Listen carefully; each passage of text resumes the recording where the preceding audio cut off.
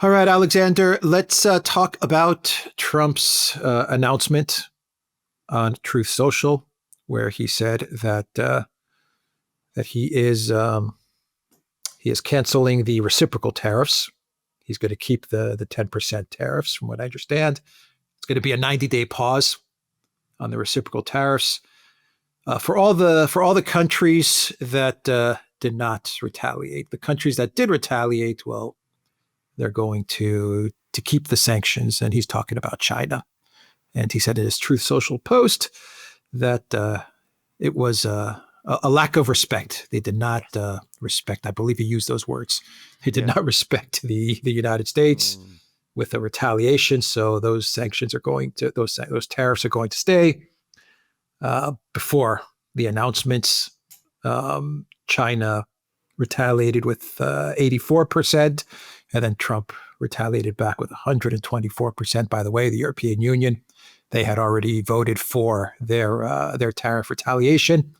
That's done. Now that everything's going to get rolled back to the 10% for everybody except China. I guess all of the countries that had their meetings and thought about what to do with the tariffs. Should we retaliate? Should we send a delegation to the United States?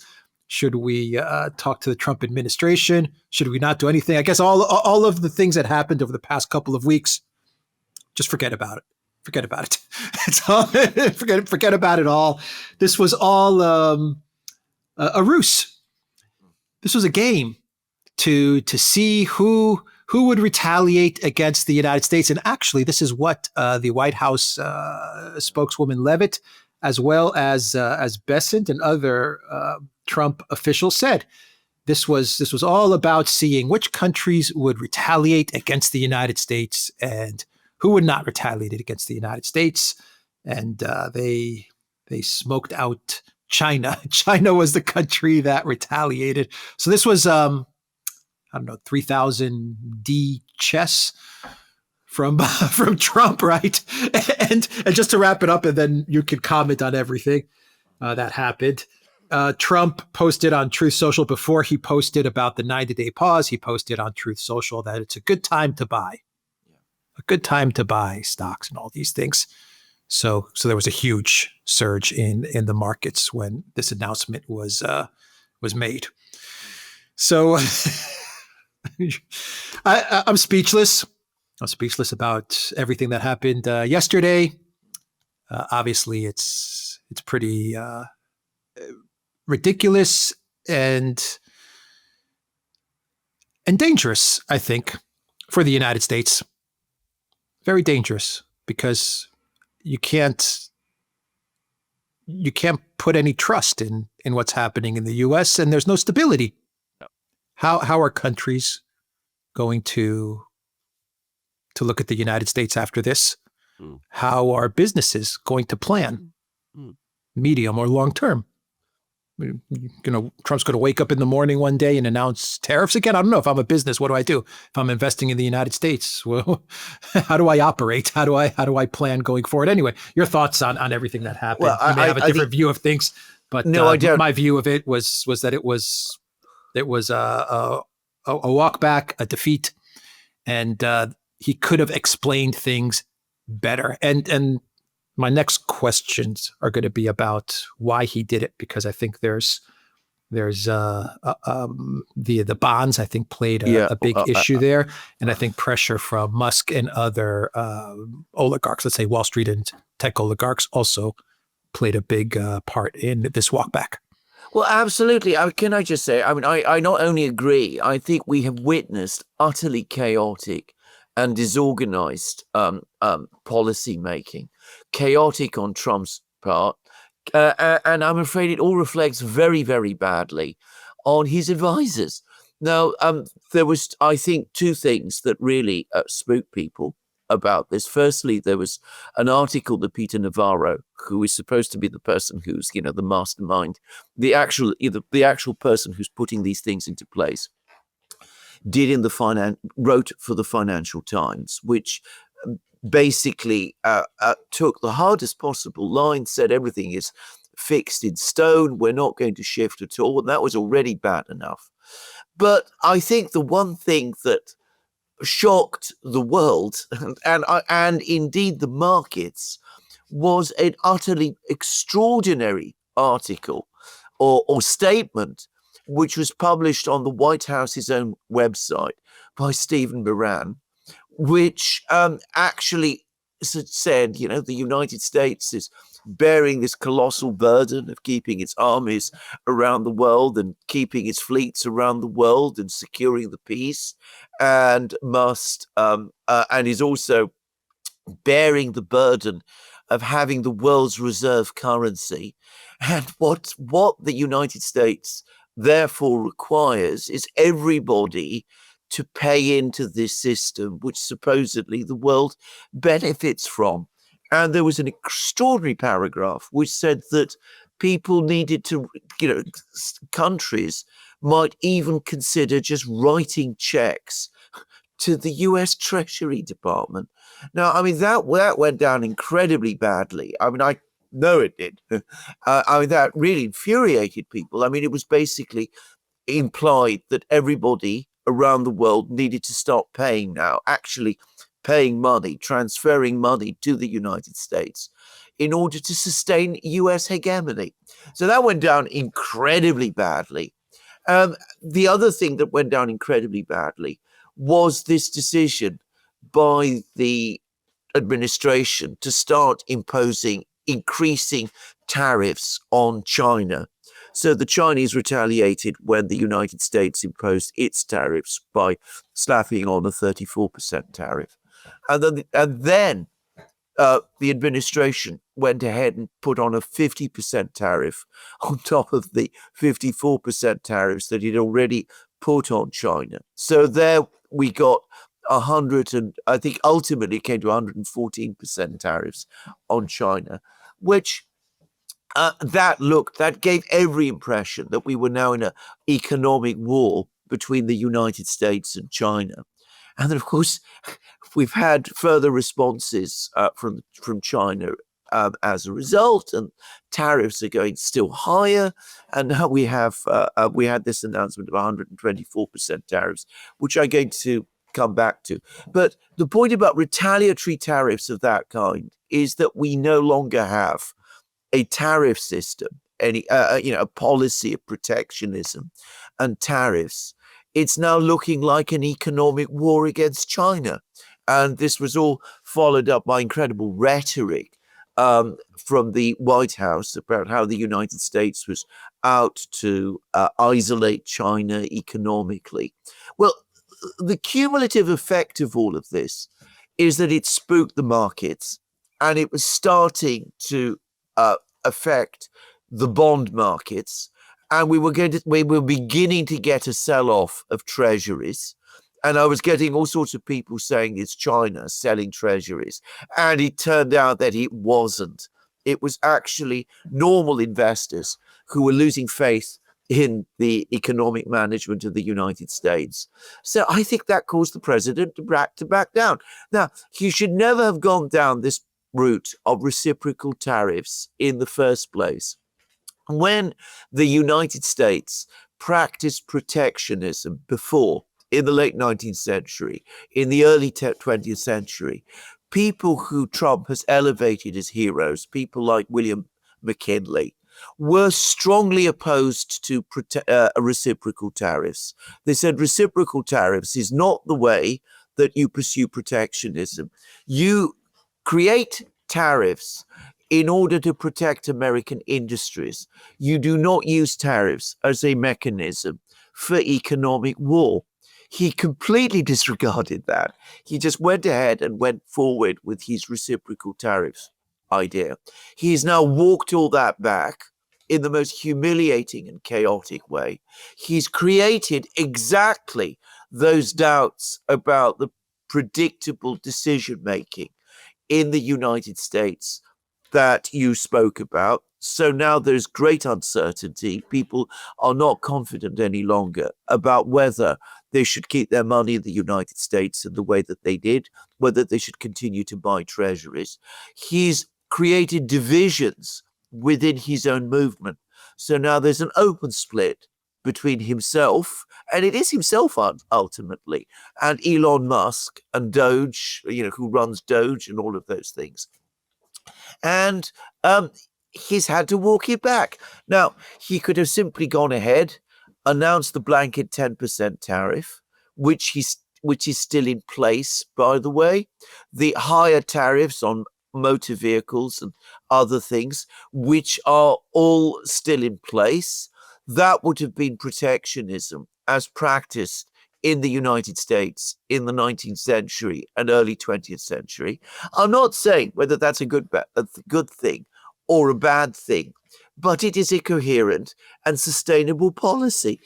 He decided instead to go down this route of reciprocal tariffs.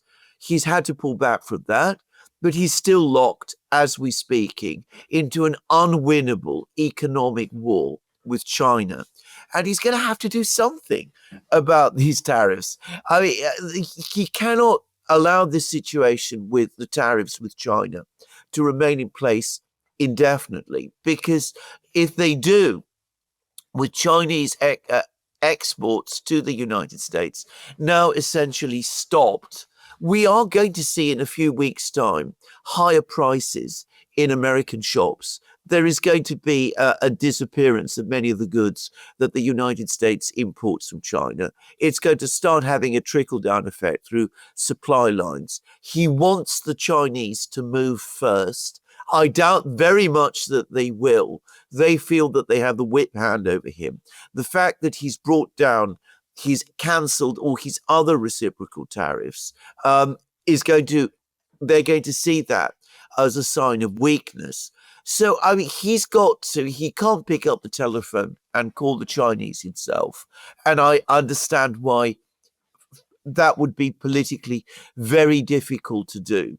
He's got to find a third party, Singapore maybe, I don't know, someone who can actually start to broker a compromise and to move forward with the process whereby these impossible tariffs that he's imposed against China are finally brought down, and we return to some type of normalcy.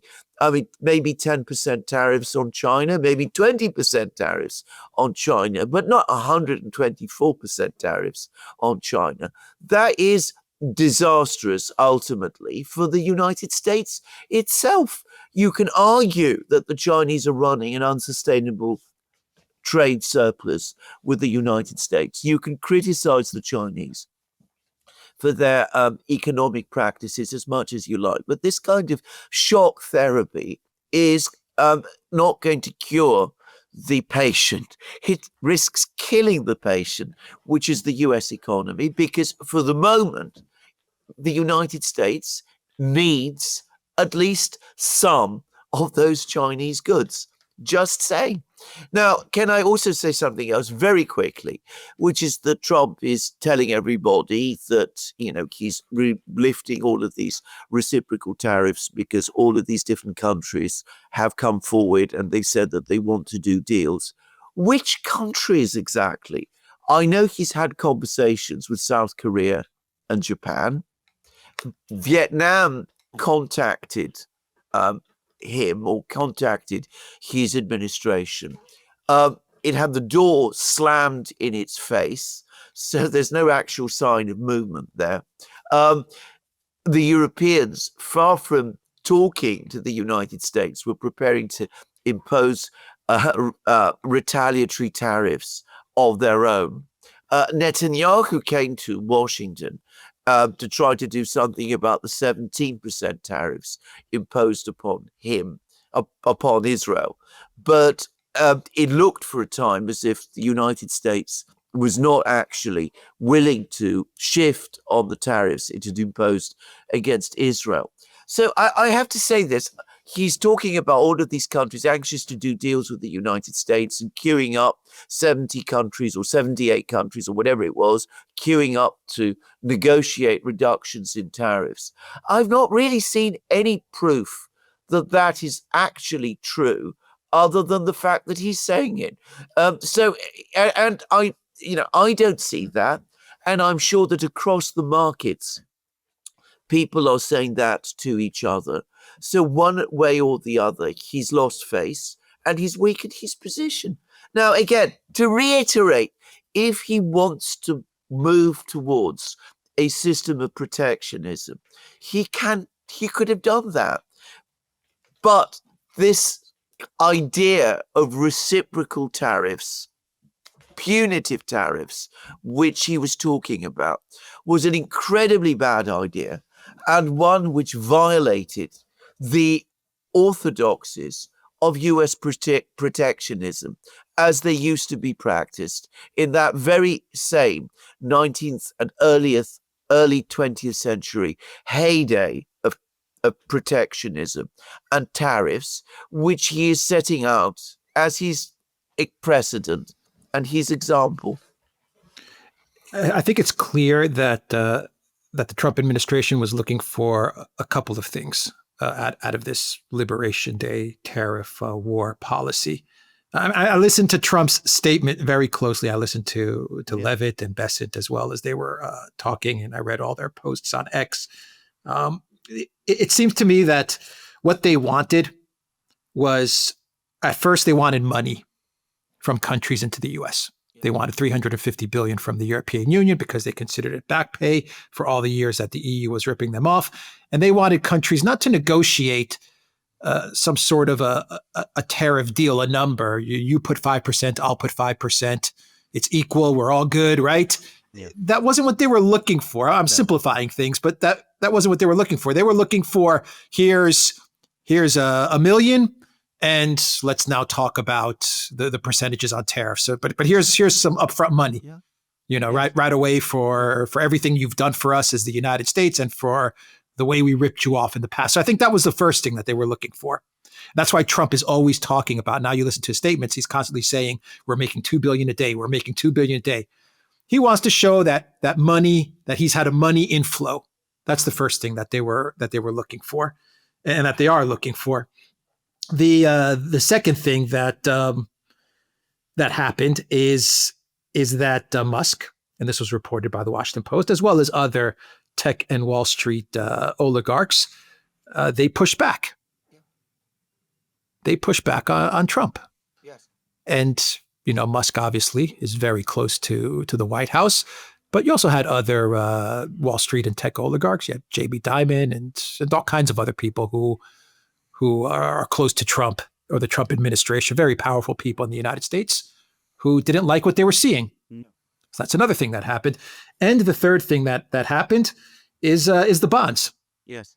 This was a theory that was floated out about a week ago as to one of the reasons why Trump is doing these tariffs in the way that he was doing them.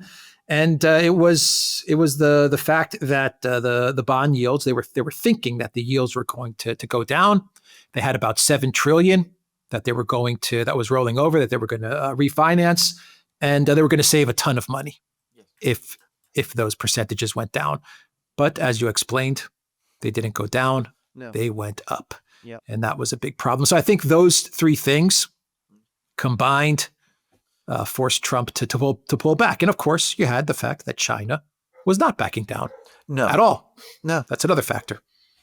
Absolutely. Now, on the last, again, I have to say this. These people don't understand China very well.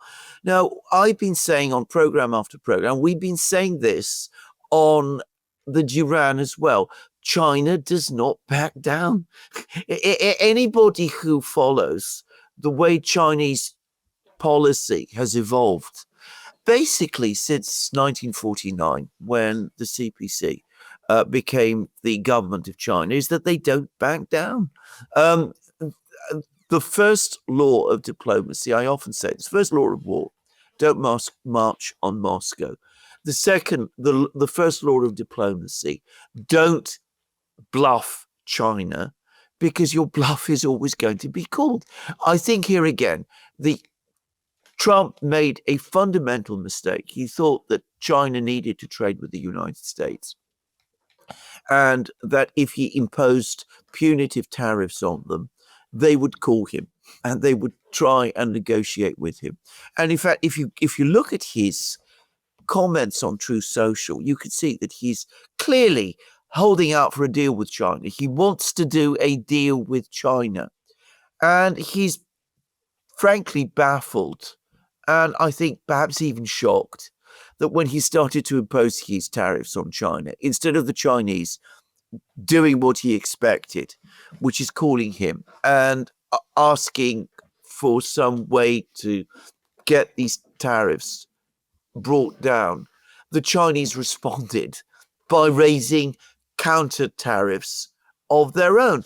And these tariffs that the Chinese are imposing on the United States are going to hurt the United States. I mean, the tariffs that the United States is imposing on China will hurt China, but they will also hurt the United States. But the tariffs China is imposing on the United States will hurt the United States. China is a major export destination for American goods, oil especially, agricultural goods also, soybeans, all of that kind of thing. The Chinese buy a lot of those things. So he can't just walk away he can't just throw himself into an economic war with China, which he doesn't seem to have planned for or thought through properly in advance. So I agree with you. He didn't expect the tech people, Musk and the others, to break ranks with him. He didn't expect he did expect that there would be payments made to the United States. And again, I come back to that bizarre article by Duran, which appeared on the White House website, which needs to be taken down, by the way, immediately. I mean, it is so ugly and in its tone and approach, and so threatening, basically demanding protection money from across the world, because that's how it comes across. They didn't get the money that they were expecting. And of course, the bond yield thing turned into a complete disaster. Instead of money flowing into the United States, instead of people queuing up to open factories in the United States, on the contrary, money was starting to flow out of the United States in the form of higher yields, treasury yields, and with indications that we were on the brink of a major sell-off in U.S. treasuries. It was completely mismanaged, and the messaging was terrible. Yeah, the messaging was terrible. He's blaming it now on China. Yeah. And he's saying that this was all some sort of a game to show that China is the bad actor in all of this. That's nonsense. There are people who are believing it. Yeah. There are a lot of people who are saying, "Wow, this was 5D chess," and Trump has just isolated China and he's exposed China. It's all nonsense. China is providing cover for a very failed implementation of what Trump identified as a problem with the United States. The United States does have economic problems, huge economic problems, Absolutely. which need to be addressed. Absolutely. He has ended globalism. It is the end of globalization. Yes. That's a positive. He did that with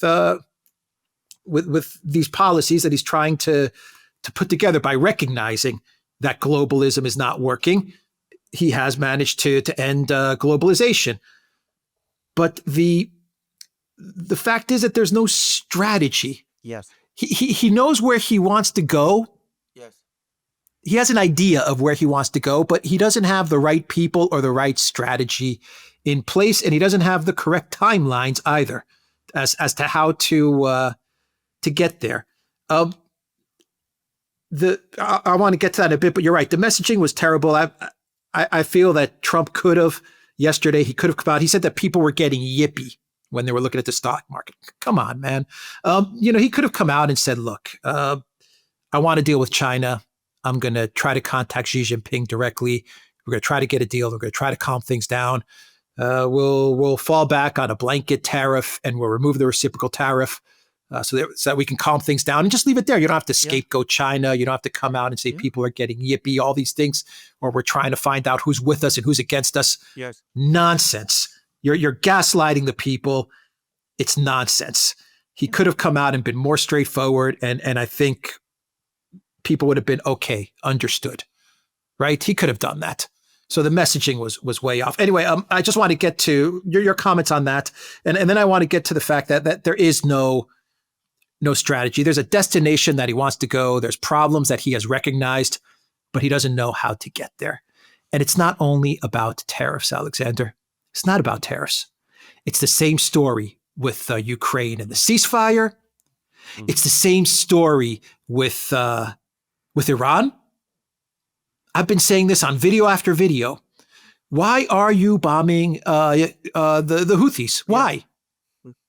I don't know. You're just bombing them, but there's been no Oval Office statement. There's been no speech. There's been no explanation to the American people. Are we at war with them? Are we not at war? What's the goal of all of this? He says Iran every now and then. He says Iran does it. I don't want Iran to get nukes.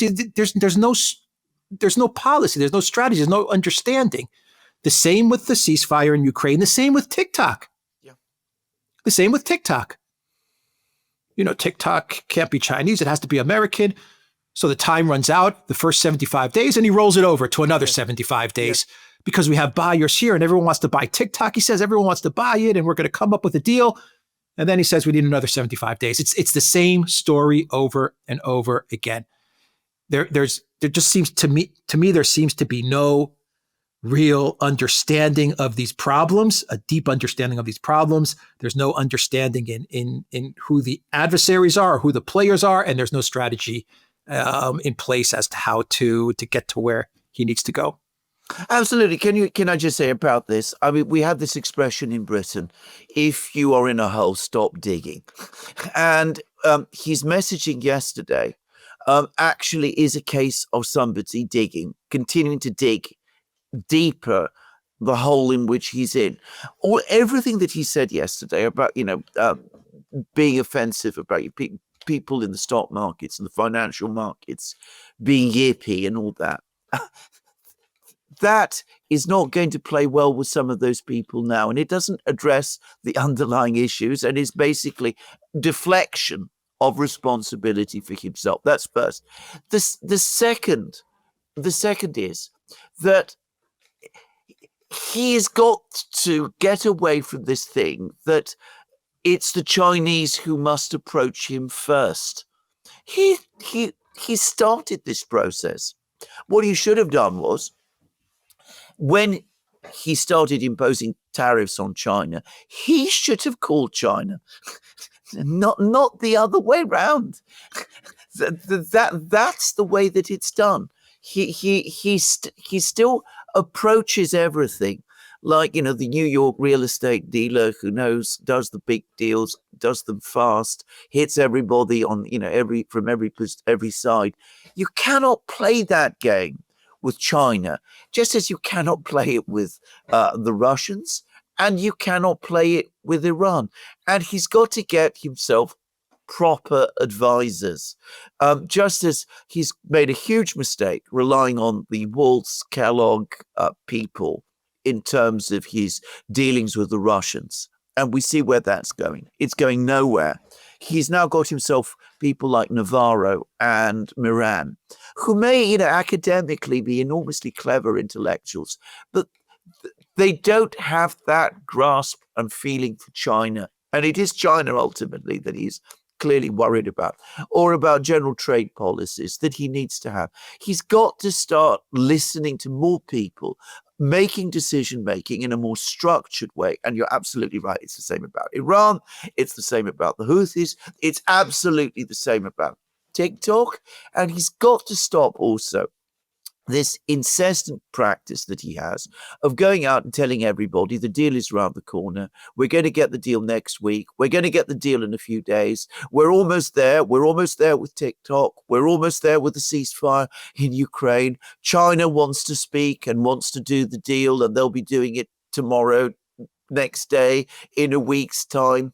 He's got to stop behaving like an old man in a hurry, as we say it in Britain. He's got to understand that these things do take time. Other countries, Russia, China, Iran, buyers of TikTok, the financial markets, they have their own clock. And they may not be quite as much in a hurry to see all of these things done as he is, turning the entire economic policy and the whole economic fortunes of the United States is not something that can be done in a week or 10 days or 3 months' time. It is a work of 4 years. It has to be done systematically, methodically, in a planned, structured way. Otherwise, it can't be done at all. Yeah. You want to start fixing things? Start cutting down on expenses. Get out of Project Ukraine. He needs to address the problems one by one and finish the problems, get to the solution. He's now opened up 4 or 5 different areas where he's stuck. Yes. He's fighting on 4 or 5 fronts now. Yes. Get to Ukraine. That one can be solved. Get out of Ukraine. Stop the money. Stop the weapons. Talk to Russia. Get some business going with Russia.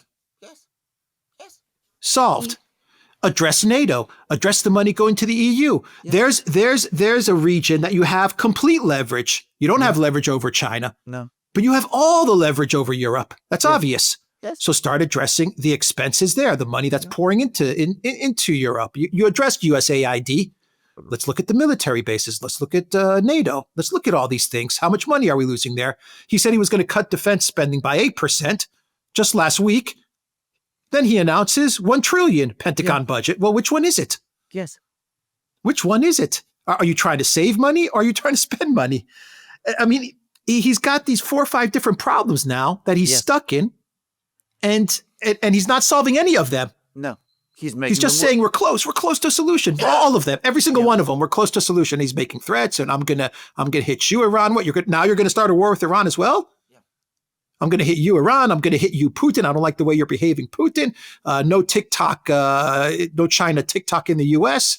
and China's showing a lack of respect. I mean, this is not how you solve. Trump knows this. No, I don't know about the people around him. I don't know what's going on with his administration, but he's not on the right path. No, not at all. His presidency is unraveling. Yes. He better start solving the problems one by one. Yes. That's how I look at it. I could be wrong about all of this, but the way I see it is that he's in a mess on many different fronts and in many areas, and he needs to take a step back, take a breath with his team, with his best advisors. I don't know who they are, Witkoff, Musk, I don't know. And they need to start solving the problems one by one. And my suggestion has always been Ukraine. You got to start with Ukraine. Yes. That one can be solved. It can be solved. He may not like it. The neocons may not like it. The deep state may not like it. But it can be solved. Exactly. It can be solved very easily. Not the conflict in Ukraine. That is enormously complicated. That is a very, very complicated conflict indeed. The U.S. involvement. But the U.S. involvement in Ukraine can be ended immediately. All it requires is a decision. It's a simple thing. You stop sending arms. You stop sending money to Ukraine. You tell the Ukrainians, look, we've done what we can. You tell the Europeans, look, we've done what we can.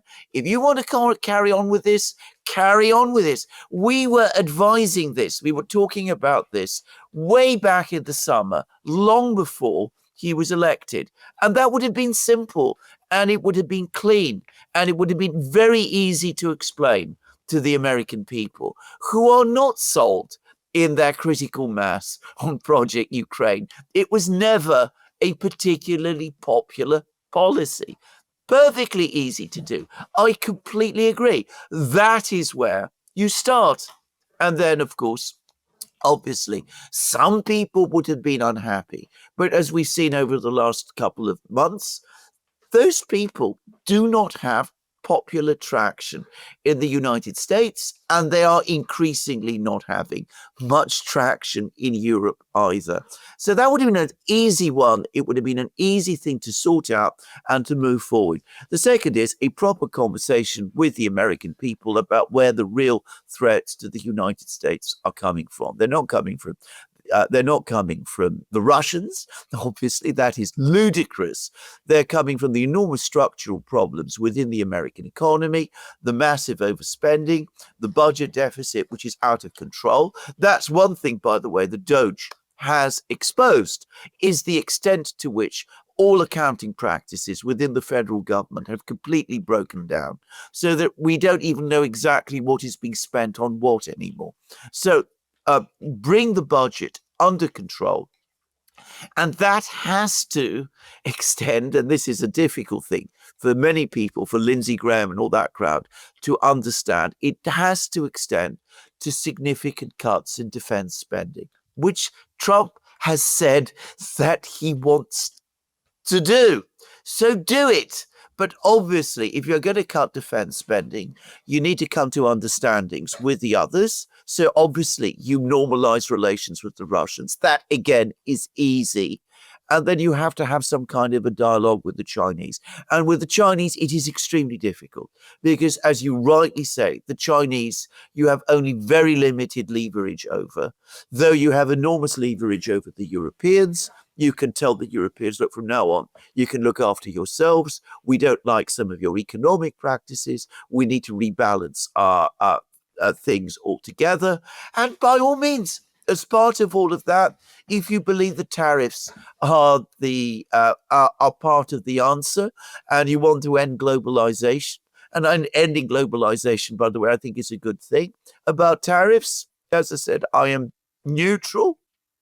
I don't know I haven't worked it out all exactly.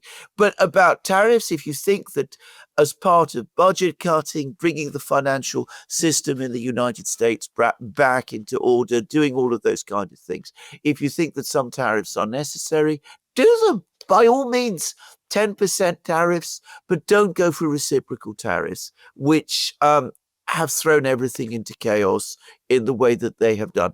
And consult widely, talk to people who understand these things, expand your pool of advisors. There are lots of people in the United States who are prepared to help you have proper structured meetings, do those sort of things.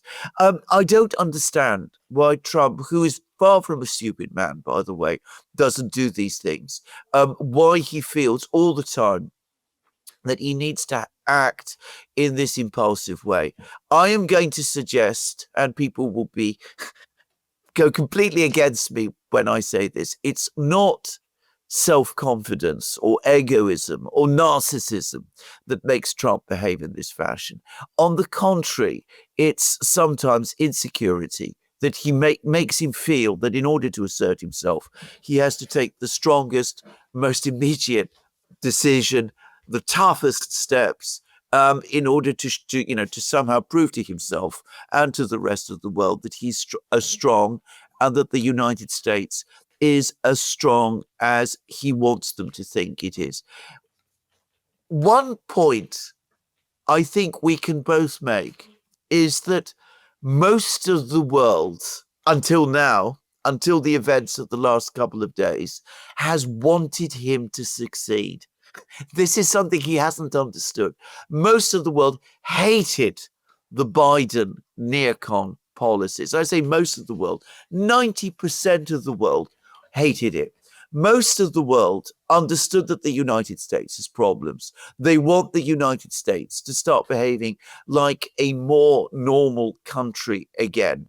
Obviously, countries around the world, Russia, China, South Korea, North Korea, anybody, Vietnam, they have their interests that they want to defend. But if you start approaching them in that kind of way, they will do what they can to help you.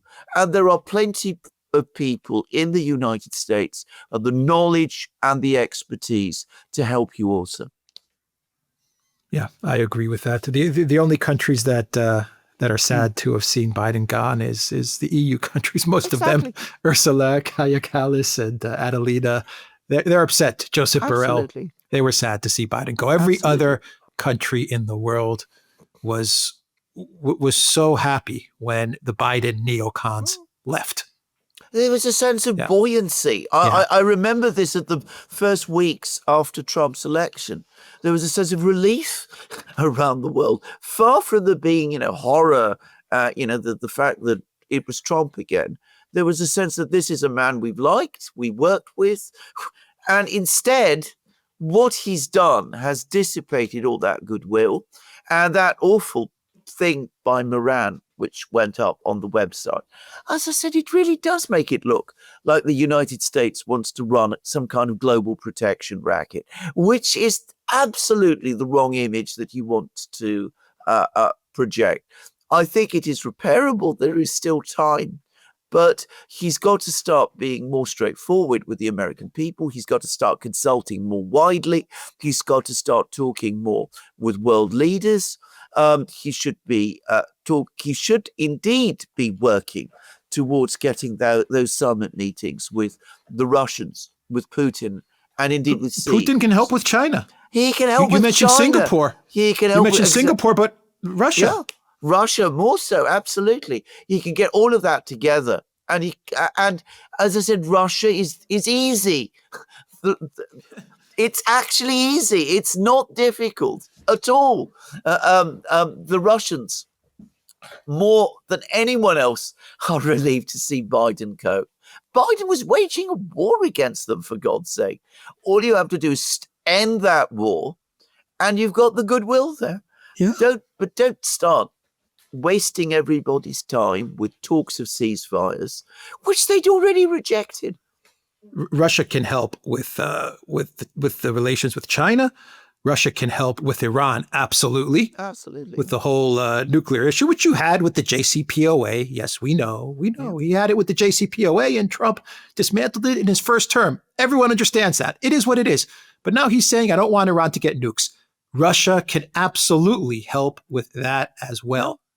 And when it comes to Ukraine, as you said, he could dismantle this German command center that they have going on, dismantle it, end this the U.S.'s involvement in this war against Russia, and there you go, and start doing business with Russia on top of it. On top of you start doing business with them, absolutely, and get rid of this whole peace through strength thing that they keep on going on and on about. I've said this now for about 2 months. Yes, I cannot stand the whole peace through strength. I can't stand it. But it's getting in their heads, and everyone's thinking, peace through strength, peace through strength.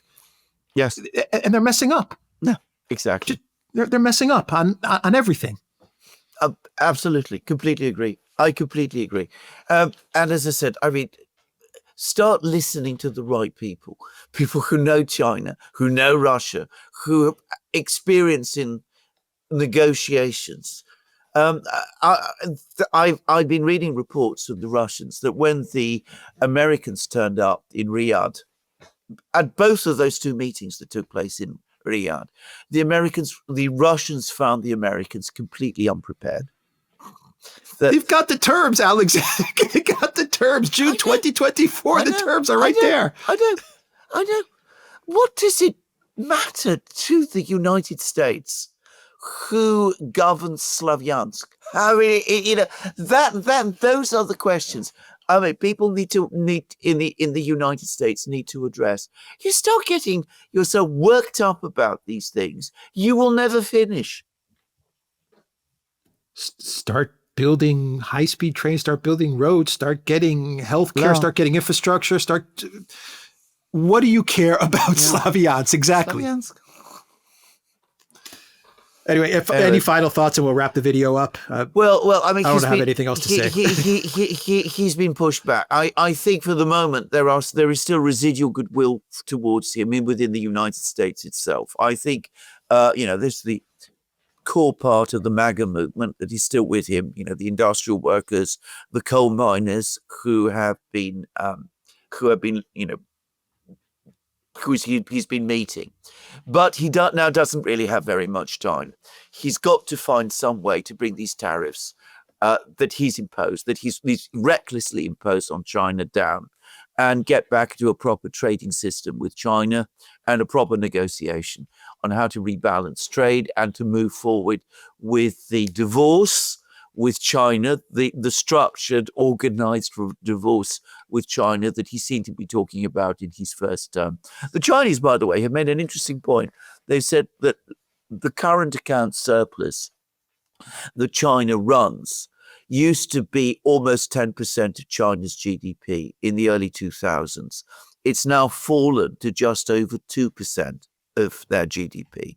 So this isn't such a big existential issue for China anymore. They will probably be willing to negotiate because they're gradually changing the structure of their own economy themselves. So this is a difficult negotiation, but not an impossible one if handled intelligently. And if you look at the Chinese statements, they issued a very interesting white paper the other day. They are still saying that they are prepared to negotiate these outcomes with the United States, but they will not be pushed around and they will not be backed down and they won't come crawling to Donald Trump and doing the kind of things that he wants them to do or things that he would want them to do because of all of this peace through strength idiocy. He's got to put that aside and understand that the Chinese are strong. They're not peasants, as people talk to them about. They're sophisticated, intelligent players, just as the Russians are. And if he pursues a genuine policy of peace, then he will get there, and he can start to address and will be able to address the many deep problems of the United States, which are real and getting worse, but which, again, to repeat, and I've said this many times, are not insolvable. Yeah. All right. We will end it there. TheDuran.locals.com. We are on Rumble, Odyssey, BitChute, Telegram, Rockfin, and X. Go to the Duran shop, pick up some merch like what we are wearing in this video update. 15% off all merchandise. Use the code SPRING15. Take care.